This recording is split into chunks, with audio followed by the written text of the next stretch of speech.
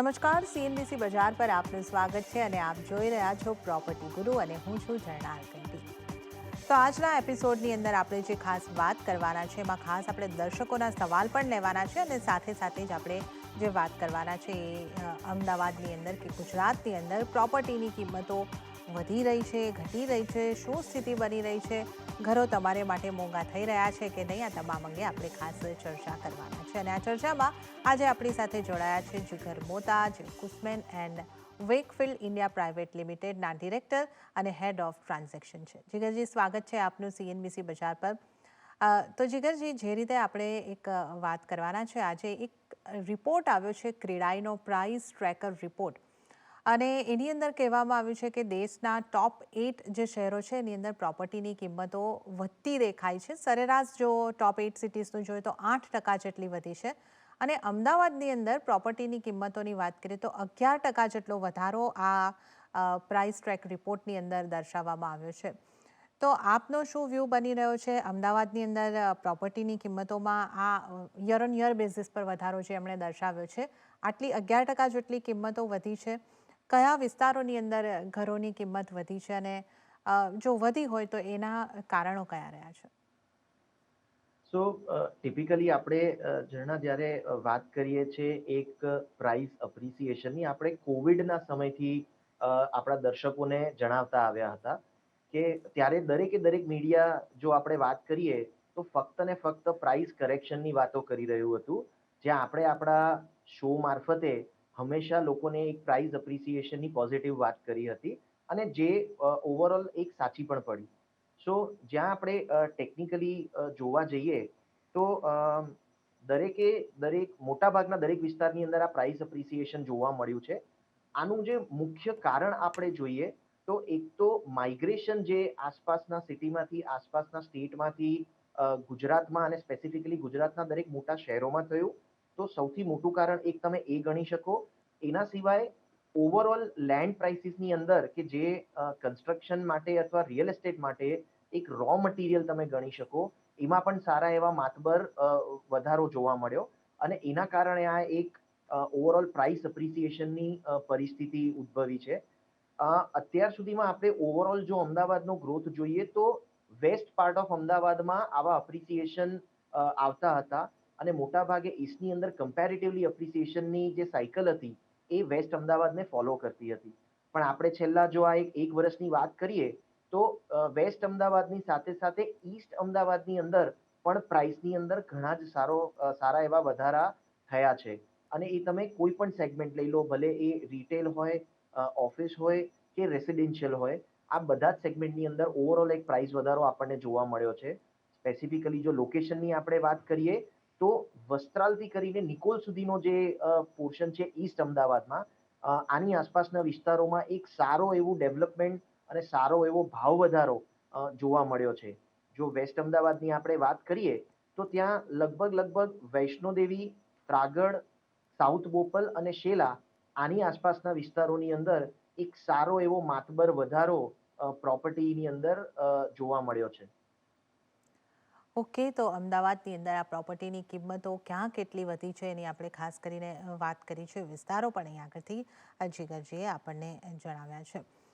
જીગરજી, આ ઉપરાંત જે એક બીજી મહત્વની ખબર કે સમાચાર જે આ વખતે બનતા આપણને દેખાઈ રહ્યા છે કે ગુજરાતની અંદર જે લોન લેવામાં આવતી હોય છે એનું ડિસ્બર્સમેન્ટ જે થાય છે એમાં પણ વાર્ષિક ધોરણે ઘણો મોટો વધારો થયો છે। લગભગ 42,048 કરોડ રૂપિયાનું હોમ લોન માટેનું ડિસ્બર્સમેન્ટ થતું દેખાયું છે। આને આપણે કઈ રીતે સમજવું જોઈએ? શું આ સૂચવી રહ્યું છે કે ઘરોની ડિમાન્ડ આટલી બધી વધી છે ગુજરાતની અંદર અને લોકો ઘરોની ખરીદારી કરી રહ્યા છે સારી રીતે? સો ડેફિનેટલી એક કેપ્ટિવ ડિમાન્ડ તો હતી જ જણા। એ કેપ્ટિવ ડિમાન્ડની ઉપર જે માઇગ્રેશનની આપણે વાત કરી, એ માઇગ્રેશનનો ઉમેરો થયો, અને જે માઇગ્રેશન ફક્ત ને ફક્ત ગુજરાતના સિટીઝનું નહોતું, પણ એ નેબરહુડના સ્ટેટ્સનું પણ હતું। સો ઘણા બધા નેબરિંગ સ્ટેટમાંથી લોકો માઇગ્રેટ થઈ અને ગુજરાતના મોટા શહેરોમાં વસવાટ કરવા લાગ્યા, અને એના કારણે ઓવરઓલ આપણે જો સેગમેન્ટની વાત કરીએ તો luxury segment, semi luxury segment અને સ્પેસિફિકલી અફોર્ડેબલ હાઉસિંગ સેગમેન્ટની અંદર એક બહુ જ સારી ડિમાન્ડ આના કારણે ઉદ્ભવી, અને એ ડિમાન્ડના કારણે ઓવરઓલ જે આ પરિસ્થિતિ આજે રિયલ એસ્ટેટની અંદર આપણે જોઈ રહ્યા છીએ, ઘરોની ડિમાન્ડમાં વધારાની, એ પરિસ્થિતિનો ઉદ્ભવ થયો છે. ઓકે, તો અહીંયા આગળથી આપણે જે સ્થિતિ બનતી જોઈ રહ્યા છે કે અફોર્ડેબલ હોમ્સની એક સારી માંગ જે છે અહીંયા આગળથી વધતી દેખાય છે, જેને કારણે આપણે આજે લોન ડિસ્બર્સમેન્ટ અમાઉન્ટ છે એની અંદર પણ વધારો થતો જોયો છે. જીગરજી, આ લોન ડિસ્બર્સમેન્ટ અમાઉન્ટની અંદર જે વધારો છે એની આપે જે રીતે વાત કરી, અફોર્ડેબલ સેગમેન્ટની અંદર મોટે ભાગે લોન લઈને ઘર લેવાતા હોય છે, એટલે આ લોનની અંદર આપણે વધારો જોયો છે. પણ એટલે નોકરિયાત વર્ગને પણ એક વધારે લોન લેવાની જરૂર પડતી હોય છે ઘર ખરીદારી કરવા માટેને. તો એ રીતનો ટ્રેન્ડ બની રહ્યો છે કે એ રીતની સ્થિતિ બની રહી છે કે નોકરિયાત લોકો તરફથી ઘરોની માંગ વધારે આવી રહી છે કે એઓ વધારે ઘર ખરીદવાનું અત્યારે પસંદ કરી રહ્યા છે? સો આપણે ખાલી નોકરિયાતોની વાત ન કરીએ, અને નોકરિયાતોની સાથે સાથે જે લોકો એક બિઝનેસ રન કરી રહ્યા છે, કે ટિપિકલી સ્ટાર્ટઅપ્સ રન કરી રહ્યા છે, અને જે લોકો over a period of time ધીમે ધીમે ગ્રો થઈ રહ્યા છે, આ દરેકે દરેક લોકોની એક લોન માટેની અવેરનેસ વધી છે. બેન્કિંગ સિસ્ટમની અંદર ઘણી ઘણી સારી નવી પ્રોડક્ટ આવી છે, જેના કારણે ડેફિનેટલી આ એક માતબર વધારો લોન લેવામાં આપણે જોઈ શકીએ છીએ. સ્પેસિફિકલી જો આપણે કોવિડ પિરિયડની વાત કરીએ, તો ત્યારે લોનના જે રેટ્સ હતા એ કદાચ છેલ્લા ઐતિહાસિક ધોરણે આપણે મૂલવીએ તો એ સૌથી નીચા હતા. અને આ એક બહુ જ મોટું બૂસ્ટર હતું, જેમણે પોતાનું એક સપનાનું ઘર અથવા પોતાની એક સેલ્ફ ઓક્યુપાય માટે પ્રોપર્ટી લેવી હતી, અથવા જે લોકોને ઇન્વેસ્ટમેન્ટ માટે પણ કોઈ પ્રોપર્ટી લેવી હતી, એ દરેકે દરેક લોકો એ લોઅર ઇન્ટરેસ્ટ રેટના કારણે આ એક લોન તરફ વળ્યા હતા. અને એના કારણે આ લોનની અંદર જે આપણે મોટો વધારો જોયો છે, એ મૂળ એ જે ઓવરઓલ એક્સપેક્ટેશન્સ લોકોના હતા, from the price point of view, price appreciation point of view, અને લોનના જે ઓછા દર હતા એના કારણે એક ઇન્સ્પાયર થઈ અને લોકોએ પ્રોપર્ટીમાં લોન લેવાનું શરૂ કર્યું છે. જી, તો આ એક જ્યારે આપણે જોઈ રહ્યા છે કે એક દોર આપણે જોયો કે જ્યાં વ્યાજ દર ઘટતા દેખાયા હતા, અને એ સમયે આપણે જોયું કે ખાસો એવો લાભ અહીંયા આગળથી ઘર ખરીદારોએ લીધો છે. જીગરજી, આ વાત જ્યારે નીકળી છે ત્યારે આપણે જે રીતે જોયું કે લોન વ્યાજ દર છે ધીમે ધીમે વધતા ગયા, અને હવે આપણે જોયું આ વખતે પણ આરબીઆઈએ પણ સ્ટેટસ કો રાખ્યો છે. ઇવન યુએસ ફેડ દ્વારા પણ આ વખતે લગભગ 11 વાર પછી અહીં આગળથી એક વ્યાજ દર ન વધારવાનો એક પોઝની સ્થિતિ બનતી દેખાઈ રહી છે. તો આ સ્થિતિને જોતા એટલે આપણે એ રીતે સમજી શકીએ કે વ્યાજ દર હવે એના ઉચ્ચતમ સ્તરે પહોંચી ગયા છે, પરંતુ જે રીતની સ્થિતિની આપણે અહીં આગળથી ઘર ખરીદારીને લઈને ચર્ચા કરી કે ઘર ખરીદારી થઈ રહી છે, તો આ જ મોમેન્ટમ જળવાયેલું રહેશે ડિમાન્ડ અને ગ્રાહકો તરફથી ડિમાન્ડનું અને ડેવલપર્સ માટે સેલ્સનું, જો આપણે જોવા જઈએ તો? તો ડેફિનેટલી અહીંયા જ્યાં ઘર ખરીદારોની આપણે વાત કરી, અને સ્પેસિફિકલી જે લોકો સર્વિસ ઇન્ડસ્ટ્રીને બિલોંગ કરે છે, જે લોકો જોબની અંદર પોતાની ફિક્સ સેલેરીના બેસિસ ઉપર ઘર લેવાનો નિર્ણય લઈ રહ્યા છે, એ સેગમેન્ટની અંદર ક્યાંક આપણે થોડીક એક પોઝની પરિસ્થિતિ ત્યાં પણ ઉદ્ભવતી જોઈ શકીશું. કારણ કે ડેફિનેટલી વધતા વ્યાજદરની સાથે એ લોનને સર્વિસ કરવું અને એના ઈએમઆઈને સર્વિસ કરવા થોડા ડિફિકલ્ટ થઈ શકે છે. સો ડેફિનેટલી એક સેલરીડ ક્લાસની અંદરથી આપણે આવનારા સમયની અંદર એક થોડીક પોઝની પરિસ્થિતિ કદાચ આ ઘર ખરીદારીમાં બનતી જોઈ શકીશું. જ્યાં આપણે ઓવરઓલ ઇન્ટરેસ્ટ રેટની વાત કરીએ, તો અત્યારે એ અતિશયોક્તિ ભર્યું હશે કે જો આપણે એવું કહીએ કે આ રેટ્સ અહીંયાથી નહીં વધે. કારણ કે ડેફિનેટલી ગ્લોબલ આજની ડેટમાં આપણે જ્યાં ગ્લોબલ સિચ્યુએશન્સની વાત કરીએ, કે જ્યાં આખા સમગ્ર વિશ્વની અંદર બધી જ ઇકોનોમી એકબીજા સાથે સંકળાયેલી છે. એ પછી અગર યુએસની ડેટ ક્રાઇસિસની વાત કરીએ, કે પછી રશિયા અને યુક્રેનના વોરની વાત કરીએ, સો એની ક્યાંક ને ક્યાંક ડાયરેક્ટ ઇનડાયરેક્ટ ઇમ્પેક્ટ દરેકે દરેક ઇકોનોમી પર આવતી હોય છે. તો જ્યાં સુધી આ બધા ગ્લોબલ ઇશ્યુઝ ઉદ્ભવી રહ્યા છે, ત્યાં ડેફિનેટલી આવા કોઈ પણ નિર્ણયો લોંગ ટર્મ માટે પ્રેડિક્ટ કરવા હંમેશા મુશ્કેલ બની રહે છે. ઓકે, તો આપણે એક વ્યાજ દરના વધારાની જે રિયલ એસ્ટેટ ઉપર, ખાસ કરીને ઘરોની માંગ ઉપર જે અસર પડતી હોય છે તેનું પણ અહીંયા આગળથી એક ચર્ચા કરી છે. આ વધુ એક મુદ્દો અહીંયા આગળથી જીગરજી સાંકળી લેવો છે કે ખાસ કરીને આપણે જૂન મહિનાની શરૂઆતમાં જ એન્વાયરમેન્ટ ડે પણ ઉજવ્યો, અને આપણે પણ એક પ્રોપર્ટી ગુરુની અંદર એક એન્વાયરમેન્ટને લઈને એક એપિસોડ કર્યો હતો, પરંતુ ત્યારબાદ થોડા દર્શકોના પણ આ પ્રશ્ન અહીંયા આગળથી આવી રહ્યા છે અને એ સમજવું હતું આપની પાસે કે આ જે ગ્રીન સર્ટિફાઈડ બિલ્ડિંગ્સ ને એ જે હોય છે એની એવા કેટલા બિલ્ડિંગો એકચ્યુઅલ આપણને બનતા દેખાઈ રહ્યા છે, કેટલા ડેવલપર્સમાં આ રીતની બિલ્ડિંગ્સ કરવા માટેની એક સ્થિતિ બનતી તમે જોઈ રહ્યા છો, ગ્રાહકો કેટલું આની ડિમાન્ડ દર્શાવે છે, આ રીતના બિલ્ડિંગ્સને ખરીદવા માટે રુચિ દર્શાવે છે અને શું આવા બિલ્ડિંગો ખરીદવામાં કિંમતની અંદર ડિફરન્સ આવે છે, શું એ મોંઘા પડતા હોય છે? સો ઝરણા, આપણે જ્યાં ઓવરઓલ આ ગ્રીન બિલ્ડિંગ્સની વાત કરીએ, આ બધી વાત જે છે સસ્ટેનેબિલિટીના પોઈન્ટ ઓફ વ્યૂથી કરવામાં આવે છે. Definitely there is a lot of global pressure from the global organization. જેટલી પણ મલ્ટીનેશનલ કોર્પોરેશન્સ છે એ લોકો તરફથી આ ગ્રીન બિલ્ડિંગ અથવા લીડ સર્ટિફાઈડ બિલ્ડિંગની માંગ એક ઉચ્ચ સ્તર ઉપર છે. આજે પણ જ્યારે કોઈ પણ ગ્લોબલ કંપની પોતાનો વિસ્તાર ઇન્ડિયાના કોઈ પણ ખૂણામાં કરતી હોય તો એ લોકોની પહેલી ડિમાન્ડ અથવા રિક્વાયરમેન્ટ એ હોય છે કે જ્યાં સુધી એ લોકોને ગ્રીન બિલ્ડિંગ અથવા લીડ સર્ટિફાઈડ બિલ્ડિંગ મળી રહેતું હોય ત્યાં સુધી એ લોકો ડેફિનેટલી એને પ્રેફરન્સ આપવા માંગે છે. અને હવે ઘણી બધી લાર્જ ઇન્ડિયન કોર્પોરેટ્સ પણ એ રેસમાં જોડાઈ છે અને એમની સાથે જોડાઈ છે, કારણ કે ફાઇનલી આપણે જ્યાં વાત કરી રહ્યા છીએ આ ક્લાઇમેટ ચેન્જનો ઇશ્યુ છે. ક્લાઇમેટ ચેન્જ દરેક સ્તરે દરેક લોકોને અફેક્ટ કરે છે. આપણે આ ભર જૂનની અંદર ડેફિનેટલી એક વરસાદનો અનુભવ કરી રહ્યા છીએ. ઇનફેક્ટ મેની અંદર પણ વરસાદ પડ્યો છે. જો અમદાવાદની સ્પેસિફિક વાત કરું તો ડેફિનેટલી આ ક્લાઇમેટ ચેન્જની અસર દિવસે દિવસે વધી રહી છે અને એનો એક જવાબ આપવા માટે અથવા એની સામે લડવા માટે ડેફિનેટલી રિયલ એસ્ટેટ સેક્ટર તરફથી આ ગ્રીન બિલ્ડિંગ ઉપર બહુ જ મોટો ભાર મૂકવામાં આવી રહ્યો છે. આજે દરેક નવા ડેવલપર્સની જો આપણે વાત કરીએ, જે લોકો નવો પ્રોજેક્ટ કરે છે, એમનો સંપૂર્ણપણે પ્રયત્ન એવો હોય છે કે એ લોકો કાં તો ગ્રીન બિલ્ડિંગના સ્પેસિફિકેશન અથવા કોઈક લીડ સર્ટિફાઈડ બિલ્ડિંગ બનાવે તો કેવી રીતે એ લોકો એન્ફોર્સ કરી શકે અને કેવી રીતે એમના દરેક બિલ્ડિંગ સસ્ટેનેબલ હોય એવો એફર્ટ આજે એક સમગ્ર લોબી તરફથી મૂકવામાં આવ્યો છે. જ્યાં આપણે ડિમાન્ડની વાત કરીએ તો ડેફિનેટલી દરેક સારી કોર્પોરેશન્સ અત્યારે સારી કંપની ગ્રીન બિલ્ડિંગ અથવા લીડ સર્ટિફાઈડ બિલ્ડિંગની માંગ કરી જ રહી છે. કોસ્ટની જે આપણે વાત કરીએ તો ડેફિનેટલી આને કારણે ઓવરઓલ કન્સ્ટ્રક્શન કોસ્ટમાં અને એના કારણે જ્યારે એ બિલ્ડિંગ એ લોકો વેચવા માટે ઓપન માર્કેટમાં આવે છે અથવા લીઝ કરે છે તો ડેફિનેટલી એનું એક થોડું ઘણું પ્રીમિયમ એ લોકો ચાર્જ કરતા હોય છે. પણ over a period of time જો આપણે એને ઓપેક્સ સાથે, ઓપરેશનલ એક્સપેન્સીસ સાથે જો આપણે કમ્પેર કરીએ તો એ પ્રીમિયમ નહિવત હોય છે.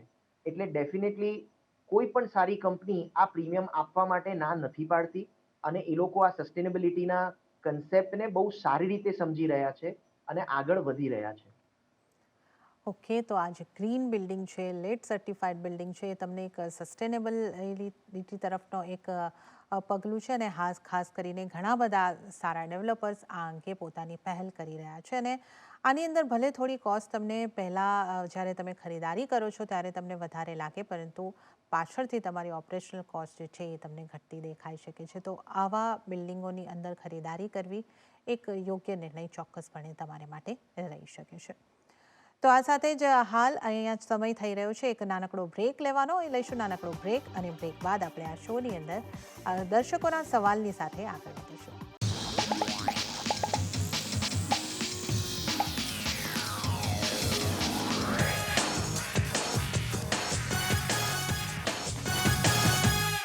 બ્રેક પછી પ્રોપર્ટી ગુરુમાં આપનું ફરી એક વખત સ્વાગત છે અને હવે આપણે દર્શકોના સવાલ લઈશું અને પહેલો જે સવાલ આવી રહ્યો છે, જીગરભાઈ આવી રહ્યો છે સુમિત માંગેનો. એમણે લખ્યું છે કે જ્યારે પહેલો ગ્રાહક જો 40 લાખ રૂપિયાનું એક ઘર ખરીદે છે તો તે 2.40 લાખ રૂપિયા જેટલી સ્ટેમ્પ ડ્યુટી ચૂકવે છે, એટલે કે તે ઘર એને 42,40,000નું પડે છે.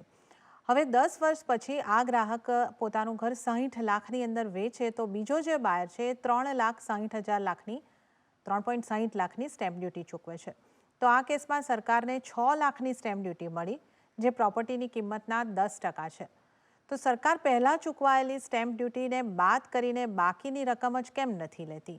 આ એક બિલકુલ અલગ પ્રકારનો સવાલ આપણે જોઈ રહ્યા છે. જીગર જે આવી રહ્યો છે, આમની આ કઈ રીતની એમની વિચારસરણી છે, આને કઈ રીતે તમે સમજાવશો? સો સુમિતભાઈ, આઈ વિશ કે તમારા જેવા ફાઇનાન્સ મિનિસ્ટર આપણને જલ્દી મળે અને જે આવું કોઈક ફોર્મ્યુલા ડેફિનેટલી એન્ફોર્સમેન્ટમાં લાવી શકે. પણ જોક્સ અપાર્ટ, અહીંયા આપણે એ સમજવાની જરૂર છે ઝરણા, કે સરકારની ઇનડાયરેક્ટ સોર્સિસ જે ઇન્કમ છે, ઇનડાયરેક્ટ સોર્સિસ ડાયરેક્ટ સોર્સિસથી, એ ડાયરેક્ટ ટેક્સની અંદર આ એક સ્ટેમ્પ ડ્યુટીનો મહત્વનો ફાળો હોય છે.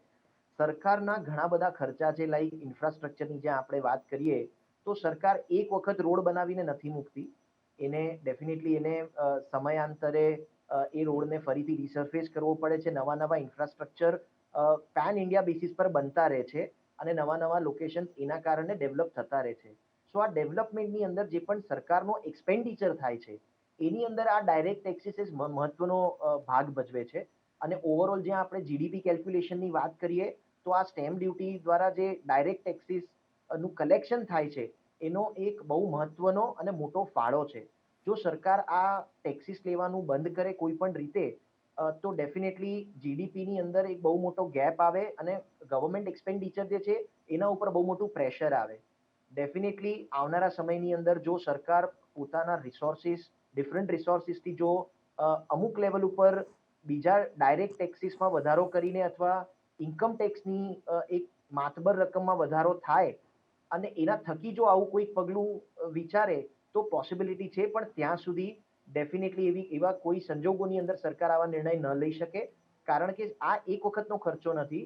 સરકારે ઇન્ફ્રાસ્ટ્રક્ચર ઉપર અને બીજા રિસોર્સિસ ઉપર હંમેશા ખર્ચા કરતા રહેવું પડે છે.